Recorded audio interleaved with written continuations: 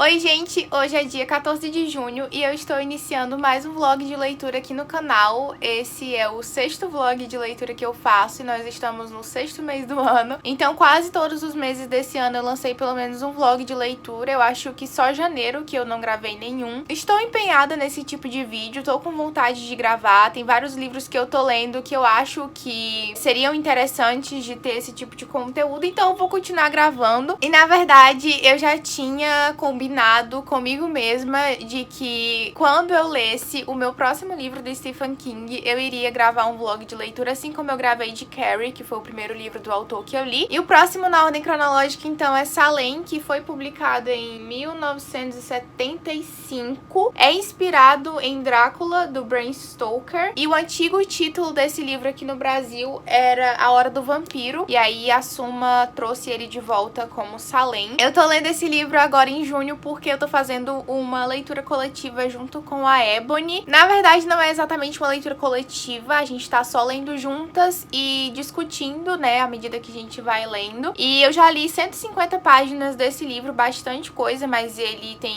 mais de 400 páginas, então ainda tem um longo caminho pela frente. Eu iniciei a leitura ontem, e no caso, ontem eu li até a página 98, que dá o capítulo 3. Eu tava achando que esse livro teria capítulos curtinhos, nos dois primeiros capítulos, porque realmente foram capítulos rápidos, mas aí chegou o capítulo 3 e ele tinha tipo 40 páginas, e os outros capítulos desde então também estão sendo meio longos assim, mas impressionantemente isso não tá me incomodando. Eu tô achando a leitura bem fluida, bem rápida. Eu tô lendo esse livro aqui no período da manhã, como vocês podem ver, né, aqui pela janela extremamente clara. Tá de dia agora, então eu não tô sentindo medo por enquanto. Não sei se é porque a parte de terror não começou mesmo ainda, ou se eu realmente não vou sentir medo com esse livro. Porque assim, eu tô lendo Stephen King com a expectativa de ficar com medo. Eu não fiquei com medo em Carrie, mas eu atribuí isso ao fato de que eu já conhecia a história, porque eu já tinha, né, assistido ao filme, e também porque é um livro mais curto, o primeiro livro do autor. Ele também não tá ali na lista do que as pessoas dizem que são os livros mais assustadores do Stephen King. Só que Salem eu ouvi dizer que é um dos piores livros dele, assim, em termos de terror, que é muito assustador, que a galera se caga de medo. Então eu tô com a expectativa de realmente sentir medo. Se isso vai acontecer ou não, eu não sei ainda, mas vocês vão descobrir assistindo esse vídeo. E eu tô com a meta pessoal de ler mais ou menos 100 páginas dele por dia. Então eu acredito que daqui a uns 3 dias no máximo eu já vou ter terminado esse livro aqui. Hoje eu quero ler até a página 193, ó, que é onde termina um capítulo e inicia a parte 2 do livro. Então eu quero terminar a parte 1. Ele tem 4 partes, se eu não me engano. E aí vai ser até o capítulo 7, porque depois tem o capítulo 8. Eu tô marcando o meu livro, então vocês vão ver aqui que ele tem alguns post-it já que eu utilizei. Eu planejava marcar ele com uma cor só de post-it, né, que seria o vermelho, pra combinar com a capinha, igual o marcador de páginas que eu tô usando. Só que eu vi a necessidade de usar mais de uma cor, porque eu tô marcando coisas diferentes e eu vou acabar utilizando um código de cores nesse livro. Então eu escolhi 3 em específico, que na verdade não teve uma definição assim muito certa, foi só porque eram os post-its que eu tinha em maior quantidade já cortados, né? Então eu tô usando o post-it vermelho para cenas de desenvolvimento do livro, então o que eu acho que vai ser importante ali pra história, coisas que estão sendo marcantes, assim, efetivamente, e que eu acho realmente que serão relevantes mais pra frente, porque é um livro que ele é meio cercado, assim, de mistério. A gente não sabe muito bem o que tá acontecendo. Eu não sei muito bem qual é a parte maligna, de fato, desse livro. Se é uma casa, se é uma pessoa, se é um espírito, se é um fantasma, se é um vampiro, né? Porque o antigo nome do livro era A Hora do Vampiro. Então eu não sei muito bem do que se trata o livro. Eu tô descobrindo à medida que eu vou lendo, mas ainda não foi revelado muita coisa. Os post-its verdes eu tô usando pra marcar as cenas específicas de um casal aqui, que é o Ben e a Susan. Não é por um motivo de shippar eles ou alguma coisa assim, que é normalmente como eu faço, né, em livros de romance, de fantasia. Quando tem um casal que eu gosto muito, eu marco as cenas deles. Mas no caso desse livro aqui em específico, eu acho que a gente não tem nem muita abertura, assim, pra gostar tanto do casal a esse ponto, porque não é o foco do livro. Na verdade, é pra ser uma coisa secundária, já que a gente tá falando de um livro de terror. Mas, impressionantemente, nesse livro aqui, né, ao contrário de Carrie, a gente tá tendo bastante cenas deles dois juntos, e eu tô achando que se o Stephen King colocou tantas cenas dos dois juntos, é porque vai ter alguma relevância pra história. E aí eu tô marcando as cenas desse casal, tô analisando analisando certinho o que tá rolando ali, se tem algum mistério ao redor deles, se vai acontecer alguma coisa com eles, e eu resolvi colocar o verdinho pra isso. E as partes do rosa, porque eu não sei se vocês vão conseguir diferenciar, mas tem post-it rosa e tem o post-it vermelho, são cores meio parecidas, então não dá pra ver muito bem a diferença. Só que o rosa eu tô usando pra coisas que estão me incomodando, coisas que eu realmente não gostei. Então, nesse livro aqui, eu já percebi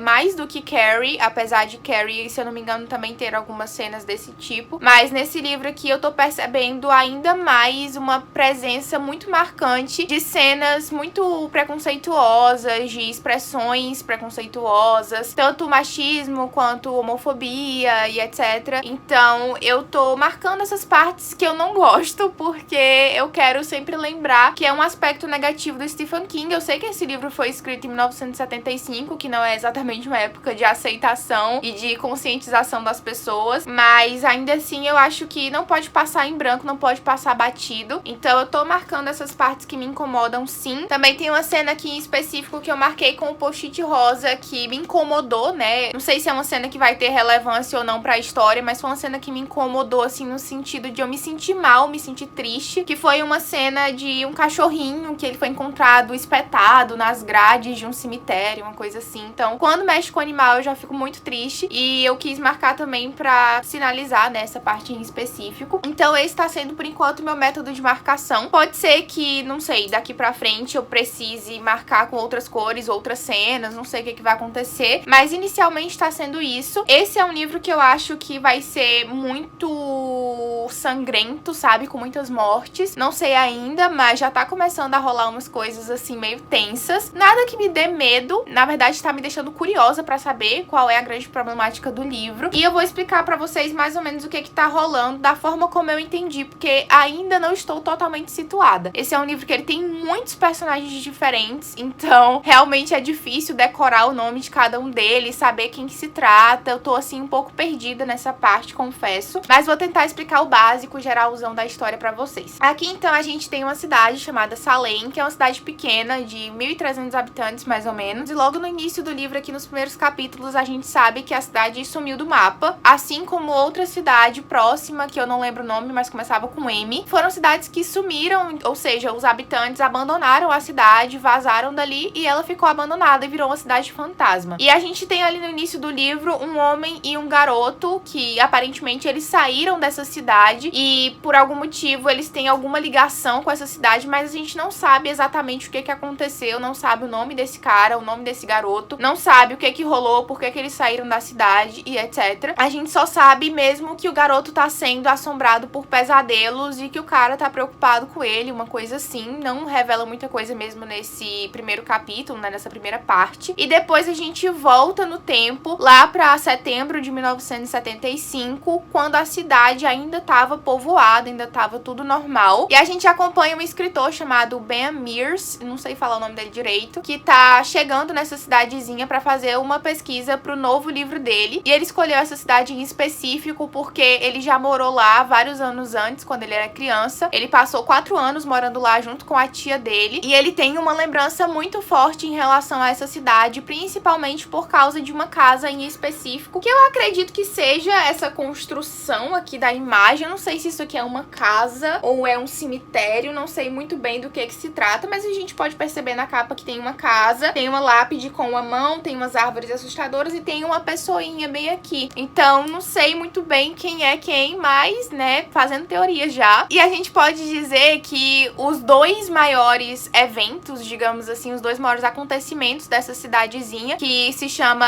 Jerusalém Slot, é um nome esquisito que eu não sei falar, mas o pessoal aqui chama a cidade meio que como um apelido de Salem. E o primeiro acontecimento marcante que teve nessa cidadezinha foi em 1939, quando um casal que morava numa casa que ficou conhecida como Casa Marsden acabou morrendo de uma forma muito assustadora, muito macabra, muito terrível. Todos suspeitam que o cara, né, matou a esposa e depois se matou. E ele também deixou uma armadilha pra matar quem entrasse na casa. Então os corpos foram encontrados, a casa ficou abandonada, ninguém mais quis entrar lá dentro. E o Ben, quando ele era criança e morava em Salem, ele foi desafiado por alguns outros garotos a entrar nessa casa e explorar lá dentro, pegar algum objeto e voltar com com ele pra provar que ele tinha coragem e poderia entrar ali no clube dos machinhos, né? Aquela coisa de homem. E aí ele fez isso, ele entrou na casa, pegou um objeto, só que como ele é uma criança muito curiosa, ele pegou e quis subir pro segundo andar, onde foi encontrado o corpo morto do cara. Então ele entra num quarto onde ele foi encontrado e ele vê um fantasma lá dentro, então ele fica desesperado e ele sai correndo e tal, e ele não sabe se ele realmente viu ou se foi coisa da imaginação dele, mas isso nunca saiu da cabeça dele e até hoje ele tem pesadelos com isso. E o outro acontecimento marcante que teve nessa cidadezinha também foi um incêndio que aconteceu em 1951, se eu não me engano, que foi um incêndio que ele quase consumiu essa casa Marston, né? Essa casa aí que todo mundo tem medo. Então, basicamente, é uma cidade que não acontece muita coisa, então tudo isso foi muito esquisito e o Ben volta lá pra poder escrever um livro sobre a casa, sobre a cidade em geral e tal. E logo ao chegar na cidade, ele conhece a Susan, que ela tava lendo um livro dele, aí ela vê ele, aí ela fica, meu Deus, tô vendo um fantasma, o escritor do livro que eu tô lendo. E ela pede um autógrafo, eles se conhecem, saem pra comer juntos, se aproximam e tal, começam a gostar um do outro, não tem um interesse ali. Inclusive, ele já foi até apresentado pros pais dela e eles vivem jantando juntos e tal. Então, assim, o relacionamento deles tá sendo desenvolvido e a gente percebe que isso vai ser uma parte importante porque o Ben, ele tá muito envolvido emocionalmente com isso da casa, né? Por ele ter entrado lá quando ele era criança, por isso ter impactado muito ele. Ele tá querendo escrever um livro sobre essa casa. Inclusive, ele queria alugar a casa e passar esse tempo, né, que ele estava em Salem, dormindo lá, hospedado lá. Só que quando ele foi atrás, né, do cara que tava com a hipoteca da casa pra poder alugar, ele descobriu que ela tinha recentemente sido vendida. Então aí a gente já tem outro núcleo da história que a gente não sabe ainda se tá interligado ou não, mas tem um cara muito esquisito chamado Strucker, que ele junto com o sócio compraram essa casa e também compraram uma lavanderia na cidade com a desculpa de que vai ser uma loja de antiguidades pra vender umas coisas velhas e tal. Então a casa voltou a ser habitada, todo mundo tá achando isso muito esquisito porque faz anos, né, que ela tá vazia e ninguém queria morar lá. Só que chega esse novo cara misterioso na cidade e aluga. Fora isso, a gente conhece diversos outros personagens, os pais da Susan, tem também a dona da pensão, outras pessoas que moram na pensão onde o Ben tá instalado, né? Já que ele não conseguiu alugar a casa Marston, ele acabou se hospedando na única pensão da cidade. A gente também conhece outras famílias isoladas, conhece velhinhos, conhece gente jovem, conhece criança. Então, assim, é uma cidade pequena em que todo mundo se conhece, obviamente, 1.300 pessoas, e tem várias cenas de todas essas pessoas. São cenas que a gente não sabe muitas vezes o propósito, sabe? Se vai ter alguma importância realmente daqui pra frente ou não, mas são cenas que não deixam de ser interessantes, então eu tô achando todos os personagens aqui muito curiosos, muito interessantes, e eu tô a fim de acompanhar todos eles, então isso não tá me incomodando, sabe? O fato de ter muitos personagens, de a gente acompanhar muitas coisas ao mesmo tempo. E eu acho que no fim, a maioria desses personagens, talvez até mesmo todos, tenham realmente importância pra história, porque aqui a gente já tem outro núcleo de duas crianças, uma criança chamada Danny, que é um garotinho de 12 anos de idade, e o irmão mais novo dele de 9 anos, que se chama Ralph. E ambos estavam indo pra casa, né, de um colega de escola, brincar e etc. Só que eles passaram por um bosque e eles tiveram a sensação de que estavam sendo seguidos, de que estavam sendo observados, e o irmão mais novo do Danny, né, o Ralph, acabou desaparecendo, acabou sumindo, e o próprio Danny, alguns dias depois, também morreu de forma misteriosa no hospital, ou seja, ele conseguiu ser encontrado pelos adultos, ele voltou pra casa, muito esquisito, mas voltou, e dias depois ele morreu. E duas crianças dessa família desapareceram, e no fim do capítulo a gente vê que parece que tinha alguma pessoa com o corpo do Ralph oferecendo ele como uma espécie de sacrifício. Eu tô falando aqui o que eu deduzi, tá? Porque é um negócio assim bem misterioso, eles não explicaram direito o que tá acontecendo, mas eu acho que tá tudo interligado, sabe? Tanto essas mortes das crianças, quanto a casa, quanto o fantasma do casal, né, que morreu lá e etc, quanto esses novos moradores, o Strucker e o sócio dele que compraram a casa. Talvez o Ben também tenha alguma ligação com isso. Eu não tiro ele da lista de suspeitos de forma alguma, acho que tudo pode acontecer, e eu tô bem curiosa pra saber qual vai ser o desenrolar dessa história. Basicamente é isso que eu entendi até agora.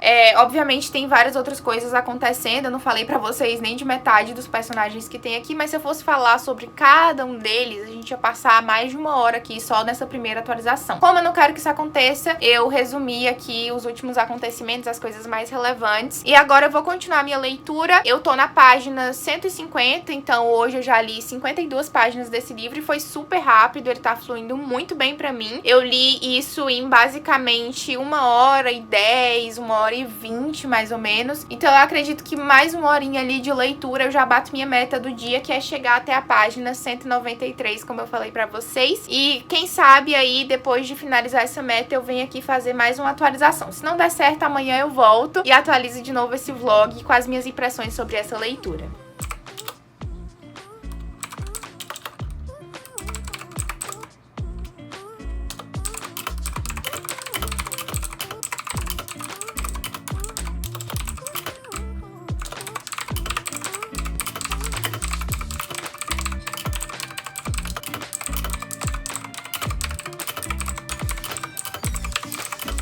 Boa noite, amor.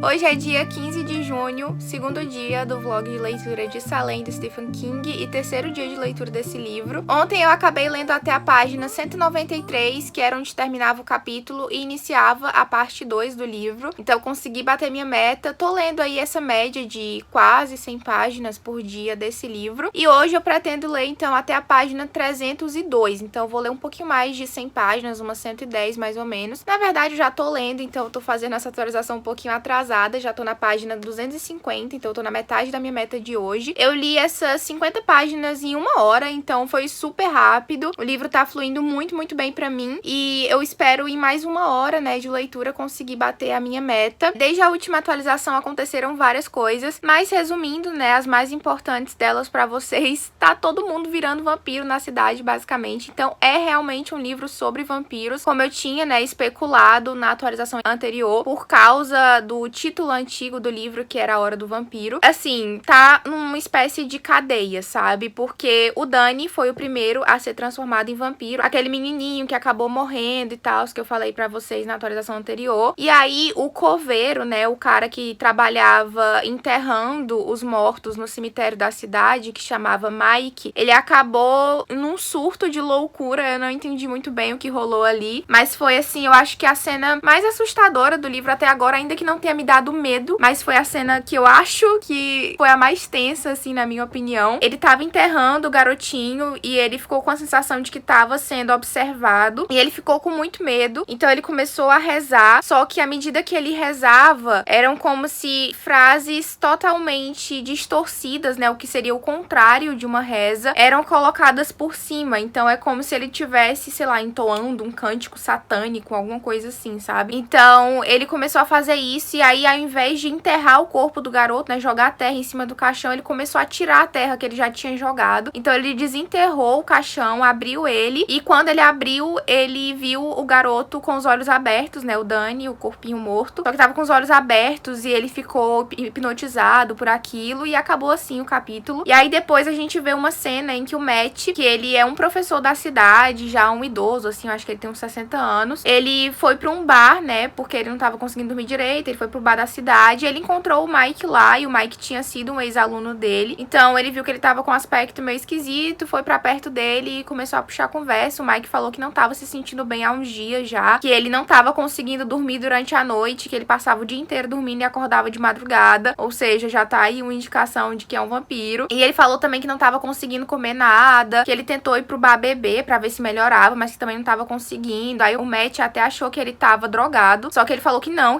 tava e tal. E aí o Matt, preocupado com ele, né, convidou ele pra ir dormir na casa dele. Até aí tudo bem. O Matt já tava achando aquela situação muito esquisita, só que aí durante a noite ele não tava conseguindo dormir, tava muito preocupado com essa situação do Mike, e ele começou a ouvir umas vozes na casa dele, como se o Mike estivesse convidando alguém pra entrar. E também tem aquele mito, né, do vampiro que você precisa convidar pra entrar na sua casa. Temos aí um bom exemplo de The Vampire Diaries. Ele começa a ouvir isso, aí ele ouve uns barulhos de sucção, como se tivesse alguém sugando o sangue do pescoço. E ele fica paralisado de medo, ele não tem coragem de olhar pra ver o que aconteceu. Então ele fica congelado, assim, na cama dele, sentado, acordado a noite inteira. E aí, quando tá perto de amanhecer, ele liga pro Ben, que eles tinham ficado amigos, né, quando eles se conheceram no bar um dia antes, eu acho, 2 dias antes. Fazia pouquíssimo tempo, só que eles já tinham jantado juntos e eles tinham bastante coisas em comum, então eles estavam virando amigos. E eles perceberam um interesse em comum pela casa Marston, então eles até tinham combinado, né, de visitar a casa juntos com a Susan também, porque o Ben ia levar ela, pra dar as boas-vindas pros novos inquilinos. Ele liga pro Ben desesperado, pede pra ele trazer uma bíblia, um crucifixo, qualquer coisa que ele tenha, assim, religiosa na casa dele, porque o próprio Matt não tem, e o Ben, inclusive, também não tem, só que ele pega emprestado com a dona da hospedaria onde ele tá, e ele vai pra casa do Matt. O Matt conta pra ele tudo que aconteceu, eles sobem a escada e vão pro quarto de hóspedes, e eles encontram o Mike morto na cama, só que assim como o Danny, ele tava morto, tava sem respiração, tava sem pulso, só que ele tava com um aspecto ótimo, ele não tava com um aspecto doentio da morte, sabe? Ele tava parecendo a pessoa mais saudável do mundo. E então eles ficam, tipo, em choque, sem saber o que fazer e pensando se aquilo tudo é uma loucura, se eles estão enlouquecendo, porque assim, é uma coisa inacreditável, né? Se acontecesse comigo, eu também ficaria, né, pensando que estou louca. Mas aí eles bolam um plano da forma mais racional possível pra poder agir, né, e fazer alguma coisa com aquele corpo. Então eles planejam ligar pra polícia, pro delegado da cidade, que é o Parkins, se eu não me engano. Também ligam pra um médico, que é amigo do Matt, e eles falam que o Matt encontrou o Mike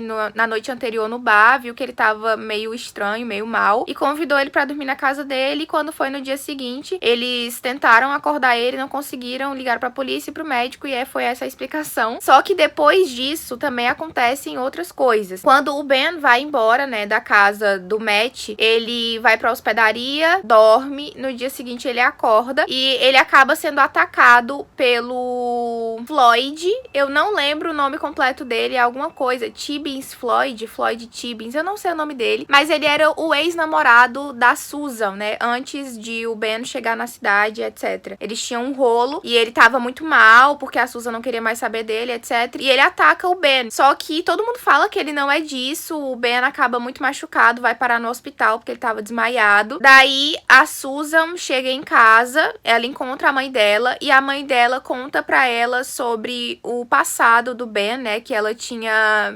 perguntado pra velha mais fofoqueira da cidade, que chama Mabel, não sei, não lembro o nome dela direito, é com M. Tem muito personagem nesse livro, gente, eu não sei nem o nome de metade. E aí ela perguntou pra essa velha aí fofoqueira qual era o histórico do Ben, se ela conhecia alguma coisa sobre ele e tal. E essa velha procurou numas revistas antigas e ela descobriu uma reportagem lá que dizia sobre o acidente que o Ben e a mulher dele tinham sofrido anos antes. Então o Ben ele já tinha sido casado com uma moça que ele já chegou a mencionar aqui nas partes dele do livro também. Eu não lembro direito o nome dela agora. Acho que era Miranda, se eu não me engano. E ela morreu num acidente de moto. Eles estavam os dois juntos e acabou acontecendo esse acidente e ela morreu. E a mãe da Susan fala pra ela que o acidente aconteceu porque o Ben estava bêbado. Só que o próprio delegado da cidade, o Parkins, como ele tinha o Ben e os dois caras lá que compraram a casa Marston, que são os novatos na cidade, né, as últimas pessoas a chegarem como principais suspeitos do desaparecimento do Ralph e da morte do Danny, ele já tinha feito essa pesquisa do histórico deles. E ele descobriu isso aí sobre o passado do Ben, só que nas pesquisas dele, o Ben não estava dirigindo embriagado, então ele estava limpo, ele fez teste de bafômetro e tudo, então tava tudo ok. E por algum motivo, talvez por não gostar dele, a mãe da Susan passou a informação distorcida pra ela. As duas acabaram brigando, inclusive a Susan fala que vai sair de casa, que a mãe dela tá implicando com o Ben à toa e etc. Ela inclusive dá um tapa na cara da mãe dela. As duas tretam e no fim, a mãe da Susan, né, que chama Anne, também conta, né, que o Mike foi encontrado morto na casa do Matt e que o Ben tava lá junto, né, fica jogando ali lenha na fogueira, tentando plantar a sementinha da desconfiança. A Susan, inclusive, chega a pensar que realmente, né, a mãe dela colocou um ponto de dúvida na cabeça dela, querendo ou não, mesmo que ela tente ao máximo confiar no Ben, que ela esteja muito apaixonada por ele. Só que aí ela dorme e quando ela acorda, ela recebe uma ligação falando sobre o Ben estar no hospital, que o Floyd, o ex-namorado dela, atacou ele e tal. Ela sai correndo, vai pro hospital pra ver ele. E aí eles se encontram. Ele tá bem mal, assim, então ele não consegue conversar direito com ela, mas ele fala pra ela ir até a casa do Matt, porque eles tinham combinado, né, os três, de irem juntos até a casa Marston naquela noite. A Susan ainda não sabia, o Ben ainda ia contar isso pra ela, mas estava combinado entre o Matt e o Ben, então ele pede pra ela ir até a casa dele e pra ela pedir pra ele contar toda a história pra ela. Então ele quer que a Susan saiba o que tá rolando. Ela vai até a casa do Matt, eles conversam, ele conta tudo pra ela do que tá rolando. Ela obviamente não acredita, né, ela fica descrente e tal, fica tentando arranjar justificativas racionais pro que tá acontecendo. Só que no meio ali da conversa deles, o Matt escuta passos no andar de cima da casa e ela fica, meu Deus, eu não ouvi nada, como assim? E aí eles param pra escutar e ela escuta também. E aí o Matt fala que vai subir o andar de cima e manda ela ficar ali embaixo. Aí ele sobe e lá ele acaba encontrando quem? O Mike, que já tava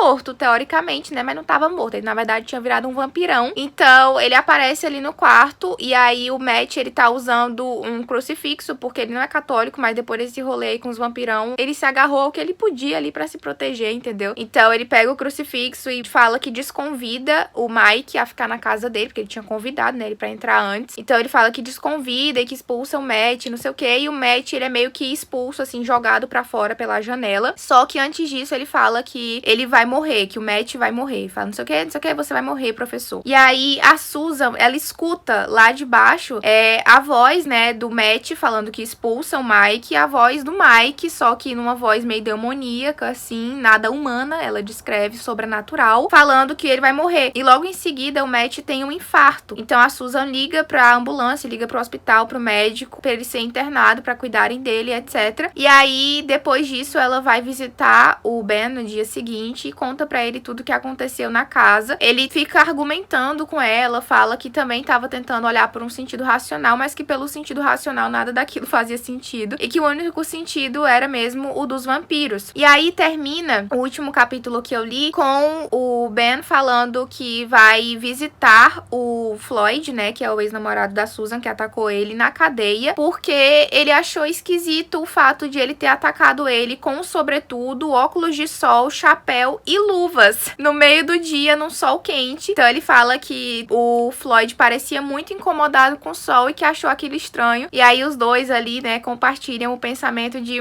mais um vampiro na cidade. E além de Floyd, além do Mike, além do Danny, além do não sei o que, Dude, eu acho que é Dude o nome dele, que ele é um adolescente aleatório que sofria bullying na escola e se divertia matando ratos em um depósito e que foi visitado, tá, por aquele novo morador da cidade, o Stracker, que comprou a casa Marston. Ele também teve uma parte narrativa ali dele que eu li ontem, que sugere que ele também pode ter virado um vampiro, porque quando ele recebeu a visita do Strachan no depósito onde ele tava, ele falou que ficou encarando os olhos dele, num sentido assim meio hipnótico. Então, aparentemente, ele pode também ter sido transformado em vampiro. Então, além desses 4, que a gente já sabe que estão espalhados pela cidade, tem outra pessoa também que aparentemente virou vampiro, que é a mãe do Danny e do Ralph, que eu esqueci o nome dela, acho que é Marjorie, se eu não me engano. E ela tá muito estranha, o marido dela encontra ela caída na casa e ela fala que tá se sentindo mal, que o sol tá machucando ela. E ele fala que ela tá com um aspecto, assim, muito terrível, muito doentio. E ela se recusa de qualquer jeito a ir ao hospital. E no fim ela conta pro marido dela que nos últimos 3 ou 4 dias ela tava tendo um sonho esquisito com o Danny, né, o filho dela. Que ele entrava no quarto dela de noite falando que ele tinha voltado a ser o filho dela. E que ela sentia nos peitos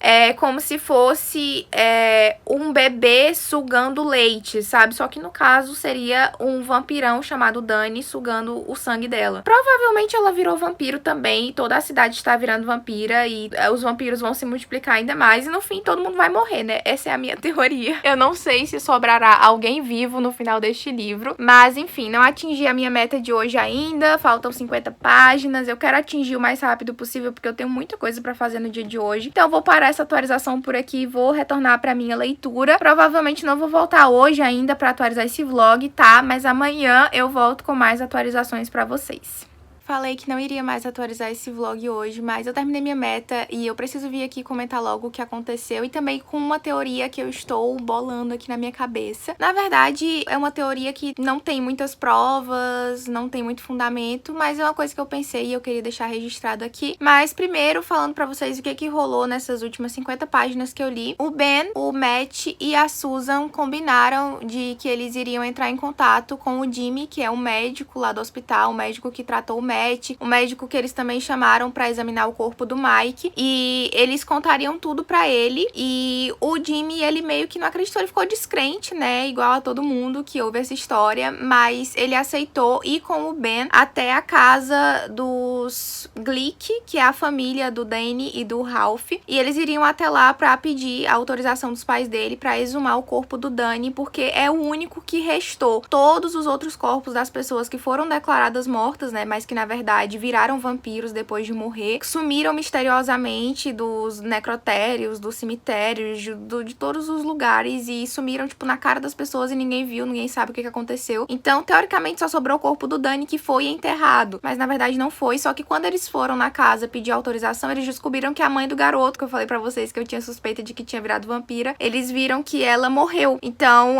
o corpo dela tinha sido levado há pouco tempo e eles foram atrás do corpo dela em outra cidade, uma cidade próxima, e chegando lá, eles ficaram de vigia, assim, vigiando o corpo dela, e ela realmente despertou, virou uma vampirona e atacou eles, e ela conseguiu morder o Jimmy, só que o Ben, ele atacou ela com uma cruz e ela simplesmente desapareceu no ar, e aí ele foi ajudar o Jimmy, ele jogou uma espécie de desinfetante na mordida no ombro dele, depois tomou uma vacina antitetânica e 2 calmantes, e eles usaram a cruz no Jimmy pra ver se tinha algum tipo de reação e não teve. Não sei se ele no fim vai acabar virando um vampiro também, mas de forma mais lenta, se isso, sei lá, desacelerou o processo, ou se ele realmente ficou de boas, ficou salvo. Mas agora, obviamente, ele acredita na história e o próprio Ben, que já estava acreditando pelo que o Matt tinha contado, agora teve a comprovação real, porque aconteceu na frente dele. Enquanto isso, a Susan, muito esperta, ela resolveu o quê? Resolveu ir na casa Marston sozinha pra analisar lá, investigar a casa, e não contou ainda direito o que aconteceu com ela. Ela tava, tipo, nos redores da casa, vigiando o lugar, e aí ela sentiu uma mão no ombro dela, e ela falou que já sabia que tinha uma presença atrás dela antes mesmo de sentir a mão e tal, mas aí acabou o capítulo e a gente não sabe o que aconteceu com ela ainda. E enquanto isso, também aconteceu outras 2 coisas. O Dude, que é aquele cara que ele cuida do depósito de lixo da cidade, eu acho, que eu falei pra vocês que ele é tipo um cara lá que é meio estranho, meio esquisito, que ele gosta de uma garota que não gosta dele, ele tem uma corcunda também, também e ele fica matando os ratos do depósito. E eu falei pra vocês também que tinha suspeitado que ele tinha virado vampiro. E ele sumiu do depósito e o pessoal que trabalha lá junto com ele achou super esquisito. E a casa dele, a cabana dele tava com um cheiro horrível, sendo que tava tudo limpinho, tudo normal e ninguém entendeu aquele cheiro podre. E também, eu tinha esquecido de mencionar na atualização passada, mas tem um bebê aqui nessa cidade, que era um bebê que ele era muito machucado pela mãe dele, ela ficava batendo na criança e tal. E eu acho que o Danny, ele entrou nessa casa e ele atacou o bebê e transformou o bebê em vampiro. Então o bebê morreu também e o corpo dele depois sumiu do cemitério, então provavelmente vai ter um bebê vampiro de 10 meses atacando por aí. E além de tudo isso, outra pessoa também foi transformada em vampiro nesse meio tempo, que é um cara, um adolescente chamado Corvey, não sei direito o nome dele, mas ele tava tendo um caso com uma moça da cidade casada e o marido dela pegou eles no flagra. Então,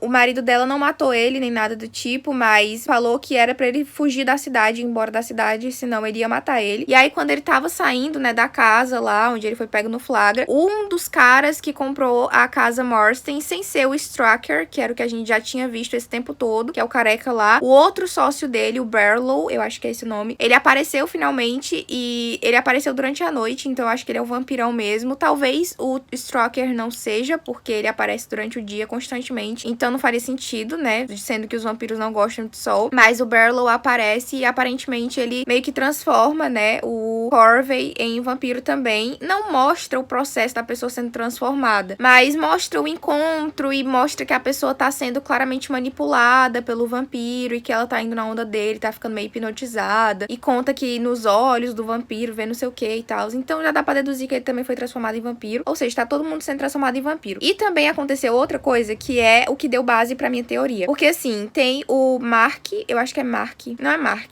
ou é Mark, não sei, talvez seja Mark o nome dele, eu sei que o sobrenome é Petrie, é uma criança, ele apareceu antes porque ele é uma criança assim bem diferente, ele é um tipo de criança que ele tava sofrendo bullying na escola, só que em vez de, sei lá, se retrair e tentar passar despercebido, ele foi lá e ele atacou o garoto que tava fazendo bullying com ele e impôs respeito, e aí agora ninguém mais faz bullying com ele, e ele é um garoto assim bem diferente, ele escuta umas conversas dos pais dele, umas conversas sérias assim, falando sobre o estado psicológico dele, porque ele era o garoto que o Danny e o Ralph estavam indo pra casa dele quando eles desapareceram, né, e foram atacados e tal. Então, os pais dele ficaram muito preocupados com o estado mental dele depois dessa situação traumática, né, de perder um colega de escola e tal, e até mesmo participar do enterro de um deles. Ele enxerga as coisas de uma forma muito diferente. Então, ele parece ser um garoto, assim, muito maduro e que enxerga tudo de uma forma muito racional e prática, e também, ao mesmo tempo, por uma visão infantil. É uma coisa, assim, bem legal. Eu gostei bastante desse personagem. E ele tá na casa dele, dormindo, e do nada, de madrugada, o Danny, já vampiro, bate na janela dele, pede pra ele deixar ele entrar, e ele sente muito medo, muito terror, fica paralisado, mas ele não grita, não reage, não faz nada. E aí, quando ele sente que o Danny tá entrando na mente dele, tentando manipular ele, fazer com que ele abra a janela, convide ele a entrar, ele começa a pensar em outras coisas, sabe? Desviar a mente, pensar em outras coisas. E aí, ele pega e deixa o Danny entrar de propósito, pega uma espécie de crucifixo de brinquedo, um negócio assim, uma cruz de brinquedo que ele tinha ali perto da cama dele, e ele ataca escondido o Danny com essa cruz e consegue expulsar ele da casa. E aí o Danny solta um grito horrível porque foi atacado com esse negócio e tal, e aí os pais dele sobem correndo e vão pro quarto dele, e ele já age com naturalidade, né? Ele consegue ajeitar tudo, esconder o crucifixo, deitar na cama, e quando os pais dele perguntam o que aconteceu, ele fala que acha que teve um pesadelo, os pais dele falam que ele acordou gritando e tal, e ele age totalmente de boa. O Matt, que era o velho lá que foi atacado, né, pelo vampiro do Mike, ele teve um infarto depois disso, e enquanto o outro garotinho, o Mark Petrie, eu acho que o nome dele é Mark, gente, eu tenho quase certeza que é com M, só não lembro direito os nomes, porque são muitos nomes parecidos, mas ele, depois de lidar com o vampiro, tá lá de boa, dormiu tranquilão, mentiu pros pais dele, fingiu que nada tinha acontecido. E aí o Stephen King até fala no final da frase, assim, do capítulo, esta é a diferença entre um homem e um garoto. Eu achei essa parte muito legal. Mas enfim, o ponto é que com essa cena eu fiquei pensando, o Petrie, né, o Mark Petrie, ele é uma criança que ele conseguiu lidar com um vampiro, sobreviveu, ou seja, eu acho que ele não vai morrer, sinceramente. E outra pessoa que eu acho que também não vai morrer é o Ben, porque de certa forma ele é o protagonista. Então eu acho que ou o Ben ou o Matt, um dos dois, vão sobreviver à cidade junto com o Mark Petrie, e que um dos dois, né, ou o Ben e o Mark, ou o Matt e o Mark, vão sair da cidade e vão se tornar aquele cara e aquele aquele garotinho logo do início da história, que a gente sabe que saíram de Salem antes da cidade virar uma cidade fantasma, e que o garoto tá tendo pesadelos com aquilo, e que eles falam que devem voltar pra cidade, uma coisa assim. Então, no início da história aparece um cara e um garoto misteriosos, que eles estavam em Salem e tal, e tem umas partes sobre eles que no início a gente não entende muito bem, porque, enfim, não temos contexto nenhum sobre a história, mas eu fico pensando ainda nesse cara e nesse garoto, porque eu acho que no final da história a gente vai descobrir quem são eles, ou talvez até mesmo antes disso, né? Então eu tô teorizando que o garotinho é o Mark Petrie e que o cara é ou o Matt ou o Ben. Provavelmente o Ben, porque o Matt ele já tá mais velho assim, não sei se ele entra na descrição do cara, mas enfim, essa é a minha teoria pro livro. Vamos ver se vai ser real ou não. Eu acho sinceramente que a Susan e o resto da galera vai morrer mesmo, mas vamos ver aí o que acontece. E eu vou parar por aqui porque já falei muito hoje sobre esse livro, apesar de já ter ido até a página 302, o que é bastante coisa, já passei bastante da metade do livro, ó, tô mais próxima do final do que do início, e eu acho que amanhã, ou no máximo até depois de amanhã, eu termino esse livro aqui, porque o livro tem 460 páginas, então faltam cerca de 160 pra eu terminar, e eu acredito que se eu não conseguir ler as 160 amanhã, eu vou ler pelo menos umas 100, que é o que eu estou lendo em média, e aí vai ficar 60 páginas pra depois de amanhã, mas enfim, vocês vão descobrir aí ao longo do vídeo.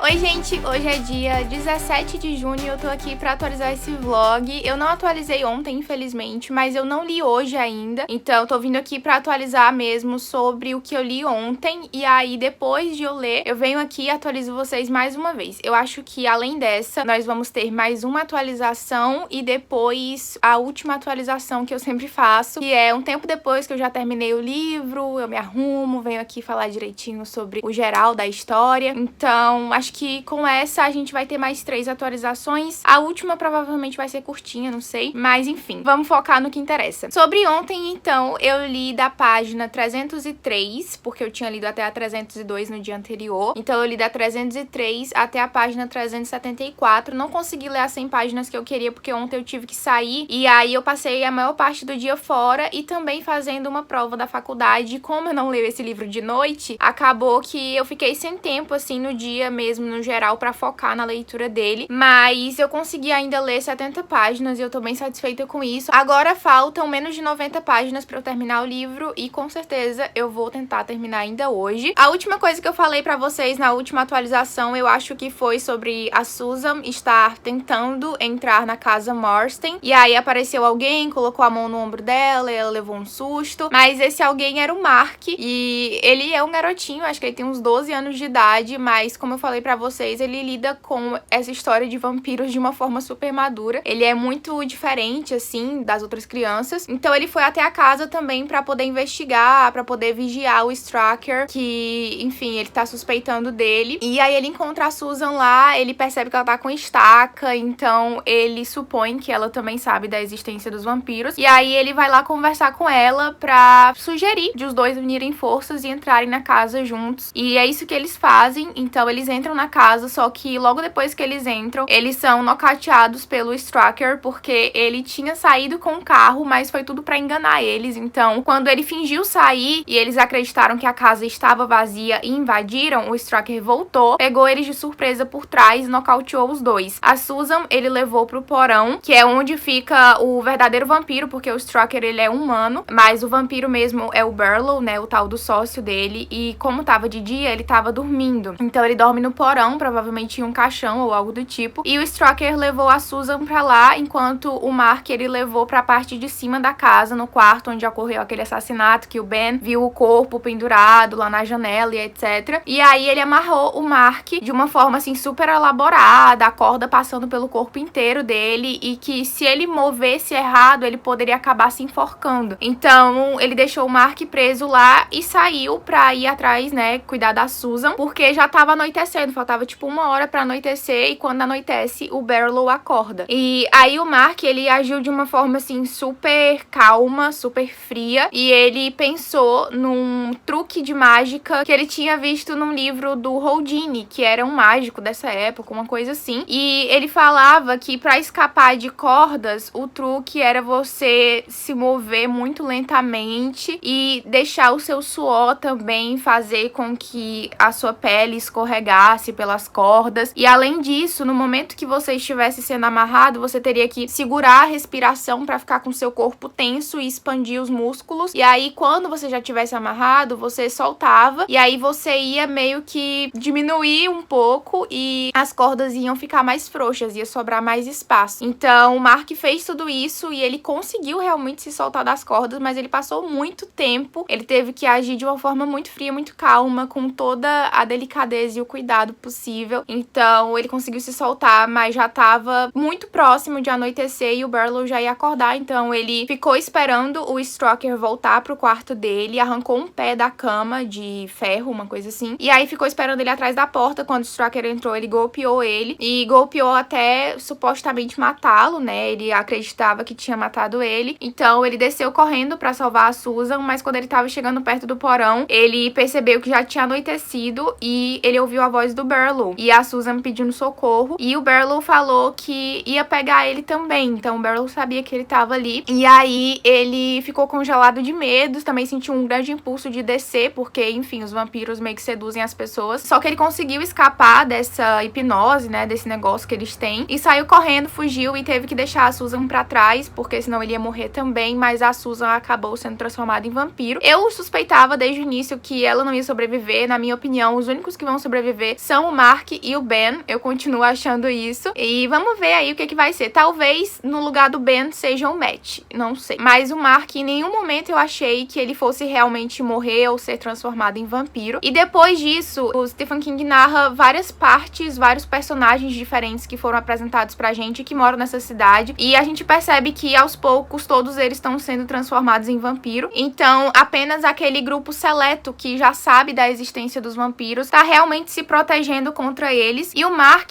pela conversa que ele teve com a Susan, ele supõe que o Ben, que ele sabe que é o novo namorado dela, provavelmente também sabe dessa história dos vampiros, e ele decide conversar com ele pra, enfim, ter aliados e descobrir o que eles vão fazer. Então, quando o Ben volta, né, que ele tinha ido com o Jimmy pra outra cidade pra analisar o corpo da mãe do Danny, quando ele volta, o Mark tá esperando ele na hospedaria. O Mark conta tudo o que aconteceu, conta que a Susan foi transformada em vampiro. O Ben fica muito abalado. O Mark prova pra ele que a Susan realmente foi transformada em vampiro, e aí todos eles se unem. Então o Ben leva o Mark pra falar com o Matt e com o Jimmy, e o Matt conta que falou já com o padre da cidade, o padre Callahan, eu acho que é assim que fala, e que o padre queria, antes de agir, falar com o Stroker. Então ele queria colocar os panos limpos, porque apesar de acreditar nele, ele não tava confiando 100% na palavra do Matt. Então ele queria uma prova mais concreta. Só que o Stroker foi morto pelo Mark, então, enfim, não tinha mais prova pra dar pro padre. Só que eles vão falar com o padre, e o próprio padre já tinha ido na loja mais cedo e a loja estava fechada. Então era uma prova de que o Mark tava dizendo, que tinha nocauteado o Stroker, era realmente verdade. E aí os 5, um grupo bem esquisito, que é composto por um padre, um médico, um professor, um escritor e um garotinho, resolvem agir. Então eles decidem ir até a casa Marston e acabar de uma vez por todas com o Barlow enquanto ainda é dia, pra poder, enfim, destruir ele e impedir que a cidade inteira se transforme em vampiros. Então eles vão até lá, eles pegam umas cruzes, umas hóstias, umas flores, um monte de coisa lá, se equipam com um negócio anti-vampiro, pegam alho, e eles vão até a casa. Só que quando eles chegam lá, o Barlow não tá mais lá. Então eles só encontram o corpo morto do Stroker, que além de ter sido nocauteado pelo Mark, depois ele também teve a garganta cortada e ficou pendurado de cabeça pra baixo numa viga. Então o próprio Barlow fez aquilo com ele como uma espécie de castigo e também pra se alimentar do sangue dele. Então ele perdeu, né, o maior servo humano dele, e ele também deixou o corpo da Susan lá com uma carta direcionada pros 5. Então ele sabe, assim, que eles estão agindo contra ele sabe de tudo, ele tá 2 passos à frente, e ele deixa uma carta insultando, provocando eles e deixando claro que sabe tudo que eles estão fazendo, e além de tudo deixa deixa o corpo da Susan pro Ben, né, ter que lidar com isso. A Susan, ela tá transformada em vampiro, mas como é de dia, ela tá dormindo. E a missão deles é enfiar uma estaca nela pra que ela possa morrer em paz e deixar de ser um monstro. Então, o Ben, como ele tinha uma ligação maior com ela, ele acaba matando ela com a estaca, né? Eles depois levam o corpo dela pra um rio pra afundar, um negócio assim, encher a boca dela de alho. É um mau procedimento. O Ben, ele fica muito abalado,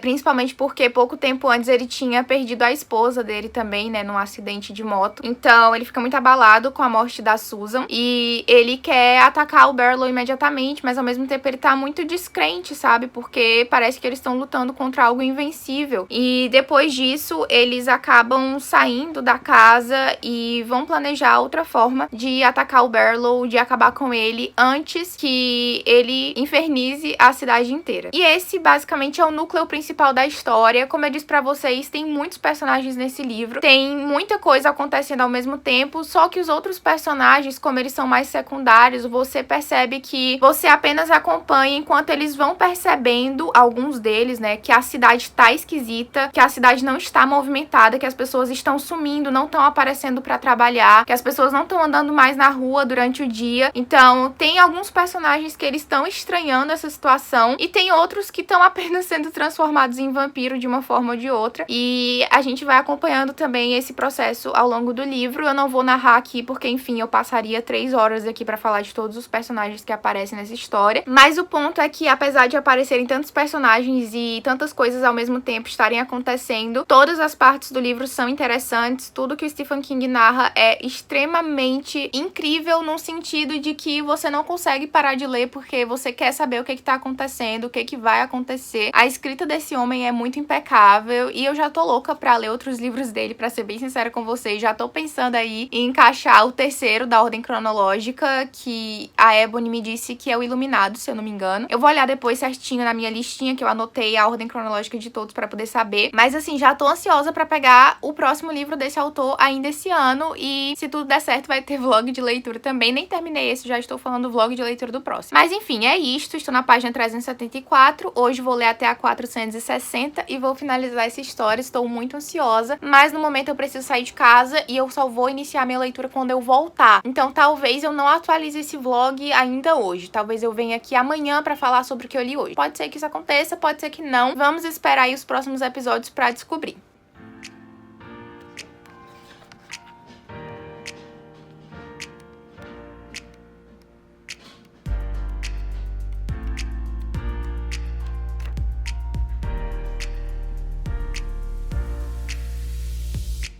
Oi, gente! Hoje é dia 19 de junho e eu estou aqui para finalizar esse vlog de leitura de Salem, de Stephen King. Eu terminei a leitura desse livro tem uns 3, 4 dias. Não sei muito bem o dia que eu terminei, mas eu lembro que não faz muito tempo, tá? Da última atualização. Normalmente eu demoro mais pra vir aqui finalizar os vlogs, mas ocorreu de eu gravar um vídeo hoje, eu já tava arrumada, então eu falei assim, não, vou finalizar logo esse vídeo, entendeu? Vou tirar logo esse item da minha lista de obrigações e não tem por que enrolar muito, porque eu vou acabar esquecendo as últimas coisas que aconteceram na história, não vou saber narrar direito pra vocês o final do livro. Então eu acredito que a última vez que eu atualizei eu tava na página 374, que foi o penúltimo dia de leitura, basicamente. No último dia eu fui até a página 460 e finalizei o livro. Então foi justamente naquele dia que eu atualizei, entendeu? Aquele dia foi o dia que eu finalizei o livro. Só que depois que eu finalizei eu não vim aqui mais atualizar, deixei mesmo pra um dia que eu estivesse arrumadinha, que no caso é hoje. Só que assim, o que que rolou? Depois que aconteceu aquilo do padre Callahan, eu acho que é esse o nome dele, do Ben, do Jimmy, né, que é o doutor da cidade, e do Mark, que é o garotinho que tá ali no meio da confusão inteira, terem ido até a casa Marston pra matar o vampirão e não terem encontrado ele lá, terem encontrado só o corpo morto do Straker e também a Susan, que tinha virado vampira, deles terem matado ela e tal. Depois de todo aquele rolê que eu já narrei pra vocês na última atualização, eles meio que se separaram. O padre Callahan e o Mark foram até a casa do Mark pra conversar com os pais dele, porque na carta que o vampirão lá, o Barlow, tinha deixado, ele tava ameaçando os pais do Mark. Então eles sabiam que ele ia atacar e o padre foi até lá com o intuito de convencer os pais dele da existência dos vampiros e fazer com que eles se protegessem de alguma forma, mas os pais do Mark, eles são muito céticos, então eles não acreditaram no padre. E no momento em que os dois estavam lá, a casa foi atacada pelo Barlow. Ele apareceu lá porque já tinha escurecido, já tava de noite. Ele matou os dois pais, né, do Mark. E além disso, ele também fez uma coisa horrível com o padre, porque ele meio que pegou o Mark de refém e o padre tava espantando, né, afastando o vampiro com uma cruz. Só que aí o vampiro sugeriu uma troca. O padre baixava a cruz e ele liberava o Mark pra sair. Então, primeiro, né, o vampiro liberou o Mark, ele saiu correndo. E como o padre tinha prometido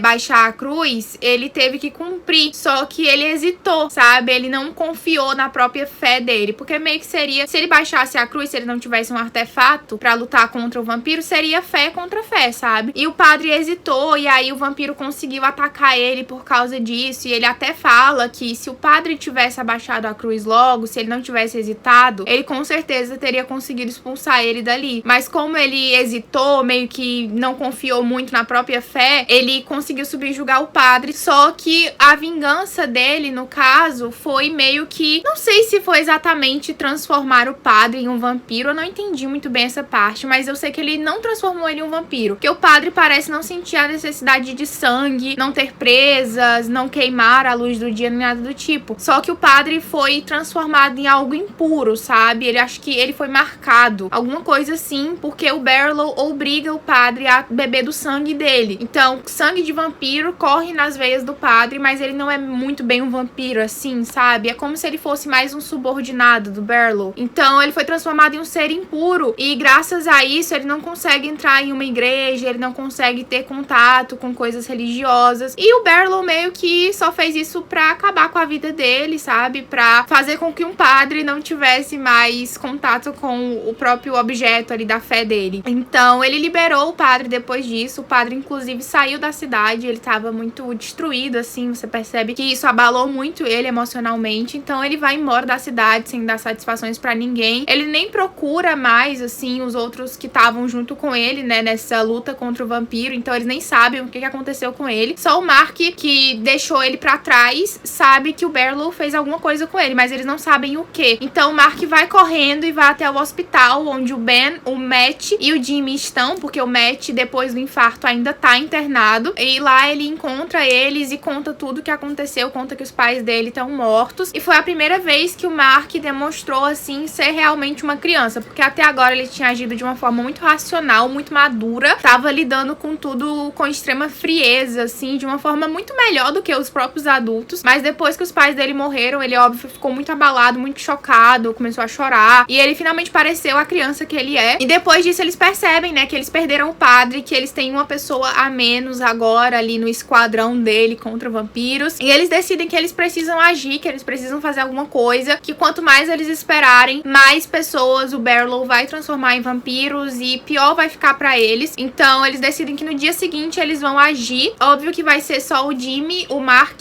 e o Ben, porque o Matt, ele ainda tá muito debilitado por causa do infarto, então ele tem que ficar no hospital. E os três, logo de manhã cedo, saem pra isso. A primeira coisa que eles fazem é ir na casa, né, do Mark, pra poder ver o corpo dos pais dele, e também porque no porão da casa dele, o pai dele tinha uma serraria, alguma coisa assim, porque o pai dele trabalhava com um negócio lá de madeira. Eu não sei muito bem qual era a profissão do pai dele, mas ele tinha um negócio lá, uns equipamentos que seriam úteis pra eles conseguirem fazer estacas de madeira, porque eles precisavam de muitas estacas pra sair atacando todos os vampiros da cidade e eliminar todos eles antes que todo mundo fosse transformado. E óbvio, principalmente o Barlow, que é um grande responsável por esse caos. Então eles tinham duas missões: fazer várias estacas e descobrir onde o Barlow estava. E o Mark, ele conseguiu uma pista muito importante na noite anterior, quando o Barlow atacou a casa dele, que foi que ele tava com os dedos sujos de giz azul. Então eles pensaram assim, giz, então ele só pode estar se escondendo em alguma escola, porque ele saiu da casa Marston, né, e agora ele tá se escondendo em outro lugar. E eles precisam descobrir que lugar é esse pra poder irem até lá durante o dia, quando ele tá dormindo, e atacar ele nesse momento de vulnerabilidade. Então eles se dividem em duas equipes, né, fora o Matt, que continua no hospital. O Ben fica na casa do Mark, fazendo as estacas ali de madeira, e o Jimmy e o Mark saem na cidade pra procurar onde os vampiros que foram transformados pelo Barlow estão se escondendo. E aí eles vão marcar cada um desses lugares com um X, alguma coisa assim, pra que depois que eles façam as estacas, eles já saibam os lugares pra ir e matar diretamente o vampiro, sabe? Não ficar perdendo tempo. E além de tudo, eles também têm que ir até a escola onde eles suspeitam que o Barlow tá escondido pra conferir se ele realmente tá lá. Só que aí, no meio desse caminho, enquanto eles estão caçando, né, os vampiros que estão dormindo, o Jimmy tem um toque, assim, um flashback, e ele lembra de 4 anos antes, eu acho, quando a Eva, que é a dona daquela pensão onde o Ben tá hospedado, ela falou pra ele sobre uma mesa de sinuca que o falecido marido dela tinha e que ela mantém na casa, né, na pensão dela, porque ela não consegue desapegar, assim, de algumas coisas dele. Então ela mantém um porão ou algo assim. E ele lembra que quando a pessoa joga sinuca, ela suja a ponta do taco com giz, e é um giz azul. Então ele percebe que era o lugar perfeito pro vampiro estar escondido, bem debaixo dos olhos dele, na pensão onde o Ben ficava hospedado, e no porão da pensão, que é um lugar que ninguém vai. Então eles vão até a pensão, né, o Jimmy e o Mark apenas, o Ben ainda tá na outra casa fazendo lá as estacas, ele não sabe o que tá acontecendo. Eles vão até a pensão, percebem que tá totalmente vazia, a Eva e todos os outros moradores não estão lá, e na hora que eles vão descer pro porão, acontece uma cena assim meio confusa, você não sabe muito bem o que tá rolando, mas depois obviamente eu entendi. E o que acontece? O Jimmy, ele abriu a porta do porão e ele ia descer pra olhar, pra saber se o pessoal tinha virado vampiro e tava se escondendo lá, que é um lugar que não entra luz. Só que na hora que ele abriu, que ele foi descer a escada, ele acabou caindo, porque a escada foi cortada. E foi cortada de uma forma, tipo, a partir do 2º degrau, deixando um pouquinho do corrimão pra que a pessoa que fosse descer não visse que tava cortada, porque afinal tava tudo escuro e dava pra você ver o início da escada, só que você não sabia que não tinha nada depois. E o Jimmy, ele caiu lá embaixo, e o Barlow e as outras pessoas que moravam nessa casa, né, que também foram transformados em vampiros, eles fizeram essa armadilha justamente pra pegar caso alguém estivesse seguindo eles e conseguisse achar o rastro. Então o Jimmy, ele cai em cima de um monte de faca com a ponta afiada virada pra cima, então ele é espetado literalmente em vários cantos do corpo dele. Ele sangra muito e acaba morrendo. O Mark, né, escuta o grito dele, vai ver o que aconteceu, só que ele não cai, ele consegue perceber antes, e ele fica muito assustado, né, quando ele vê que o Jimmy tá morto, que não tem como salvar ele. Ele pega o carro que eles tinham ido até ali, que era o carro do Jimmy, sem saber dirigir, sai dirigindo pela cidade, sai andando igual um doido, assim, pra ir até o Ben, né, encontrar com ele. O Ben, nesse momento, já tava desesperado, porque já tinha passado do horário que eles tinham marcado de se encontrar. Então ele tava no meio da rua, tipo, sem ter pra onde ir, porque ele não tinha nenhum automóvel. E aí ele vê que o Mark chega dirigindo o carro do Jimmy, ele fica confuso, não sabe o que aconteceu, e o Mark explica pra ele que o Jimmy morreu e que eles descobriram, sim, onde é que tava escondido o corpo do Barlow, que é naquele porão mesmo. Eles conseguem sentir pelo cheiro do lugar, que é muito podre. Só que nesse momento o Mark, ele já tá desiludido, desesperançoso, ele já acha que eles não vão conseguir matar o Barlow, que ele é muito mais inteligente que eles, que ele tá sempre um passo à frente, que é inútil continuar insistindo nisso, que seria melhor eles irem embora e tal. Só que o Ben fala que eles são as únicas pessoas que podem fazer alguma coisa pra impedir o vampirão de acabar com a cidade de vez, e que eles precisam ter coragem e reagir. Então os dois pegam as estacas e as coisas lá, se reúnem do material anti-vampiros e vão até a casa, até a pensão da Eva, pra poder atacar o Barlow antes que o dia vire noite, porque se virar noite, meu filho, eles estão lascados. Então eles precisam ir lá muito rápido, o tempo tá se esgotando, o sol está se pondo, e chegando lá, eles têm que dar um jeito, né, de descer pro porão sem a escada, que foi cortada, e o corpo do Jimmy ainda tá lá embaixo, todo espetado de facas. O Ben consegue descer, e depois desce o Mark também. Ele tira o corpo do Jimmy, enrola no lençol, deixa ele separado. Depois ele vai até uma porta, assim, que tá escondida por um armário. Eles conseguem afastar o armário, abrem a porta e entram numa sala, que é o lugar onde os vampiros estão escondidos. Ali, espalhado pelo chão, já tem o corpo de todos os moradores da pensão, inclusive da Eva, que é a dona. E eles estão transformados em vampiros, mas eles estão dormindo, né, já que tá de dia. Então eles passam pelos corpos e vão até o caixão, muito luxuoso, muito chique, que tá tá lá, que é o caixão do Barlow. Eles conseguem arrastar o caixão e conseguem abrir. E aí o que eles têm que fazer agora é enfiar a estaca no coração dele. Só que na hora que eles abrem o caixão, o Barlow já tá meio que acordado. Ele tá com os olhos abertos, ele não pode sair pro sol, mas ele já tá acordado. E ele tem contato visual com o Mark. E pelo contato visual ele consegue controlar a pessoa. Então ele controla o Mark pra atacar o Ben. E aí o Ben tem que nocautear o Mark, né? Atacar ele, deixar ele inconsciente pra que ele pare de atrapalhar. E depois o Ben consegue pegar a estaca e enfiar no coração do Barlow. Óbvio que com muita dificuldade, né? Tem aquela treta toda antes, mas eu tô resumindo aqui pra vocês. Na verdade, tô resumindo de uma forma péssima, porque eu tô contando tudo que acontece. Mas enfim, esse final foi muito empolgante e eu queria narrar detalhadamente. Depois disso, né, que eles conseguem matar o Barlow, ele começa a se transformar em cinzas. Então o corpo dele meio que evapora, some, vai envelhecendo assim. E no fim sobram só os dentes dele. Só que nesse momento que eles conseguem finalmente matar ele, já tá de noite e os vampirões estão acordando. Então eles precisam sair dali pra não serem atacados. Só que antes de ir até lá, o Ben e o Mark foram muito espertos. Eles passaram na igreja e banharam o rosto, assim, o corpo com água benta. Então quando os vampiros acordam, eles não conseguem atacar ele por causa disso. Mas eles prometem vingança por eles terem matado, né, o mestre dele. O Ben e o Mark conseguem fugir e depois disso eles vão embora da cidade. E a gente descobre que, assim como eu suspeitava, eles realmente eram o cara e o garotinho do início do livro que estavam fugindo, né, que tinham fugido de Salem antes da cidade virar uma cidade fantasma. E que depois daquele pesadelo que eu falei pra vocês que o Mark tinha tido, que ele acordava assustado de noite e tal, isso ele já tinha acontecido depois de um tempo que eles saíram de Salem. Mas naquele momento eles decidem que tá na hora deles voltarem, que eles precisam fazer alguma coisa, porque esses vampiros que permaneceram na cidade, né, não tinham mais pessoas, mas tinham vampiros. Então esses vampiros, eles estavam se espalhando pelas cidades vizinhas e atacando os fazendeiros, os pessoais, assim, das casas mais afastadas. Então, como eles eram os únicos que sabiam da existência desses bichos, eles precisam ir lá e fazer alguma coisa. Então eles voltam pra cidade e eles iniciam um incêndio numa época que o tempo, assim, tá muito seco. Então as folhas estão secas, não tem umidade no ar. E quando eles iniciam esse incêndio, eles sabem que talvez acabe com a cidade inteira, assim como aconteceu em 1951. Porque lembra que eu falei pra vocês que na cidade de Salem tinham dois acontecimentos marcantes? O primeiro era a morte do casal da casa Marston, que morreu em 1939, se eu não me engano. E o segundo foi um incêndio que aconteceu em 1951, que quase destruiu metade da cidade. Então eles fizeram meio que uma réplica desse incêndio, só que dessa vez pra destruir o máximo da cidade possível, realmente, já que não tinha mais ninguém morando lá, só vampiros. E que o incêndio ia consumir os vampiros também, porque naquele momento de dia eles estavam dormindo. Então eles iam ser pegos desprevenidos e o que o incêndio não conseguisse matar, eles ficariam ali pra matar depois. E é dessa forma que acaba o livro. E assim, eu sei que muita gente critica o final dos livros do Stephen King, mas eu gostei muito desse final, pra ser bem sincera com vocês. Eu adorei que fez essa conexão, sabe? Que a gente teve no início do livro esse mistério de não saber quem eram os dois personagens e depois, no final, voltou e continuou a história deles do ponto que a gente tinha visto ali no início da história. Então eu gostei muito do final, eu acho que foi um final satisfatório. Muita gente morreu, inclusive eu esqueci de falar pra vocês, mas o Matt também morreu, tá? Ele morreu de um infarto no hospital, então não foi assim de ataque de vampiro nem nada, mas como ele tava muito preocupado, pesquisando, lendo muitos livros sobre vampiros pra descobrir uma forma de exterminar eles, ele acabou forçando muito, sabe, a própria saúde, que já tava debilitada, e ele acabou morrendo de um infarto. Então no fim só sobrou mesmo o Mark e o Ben. Outra pessoa que eu sei que sobreviveu porque saiu da cidade foi o delegado da cidade, que é o Park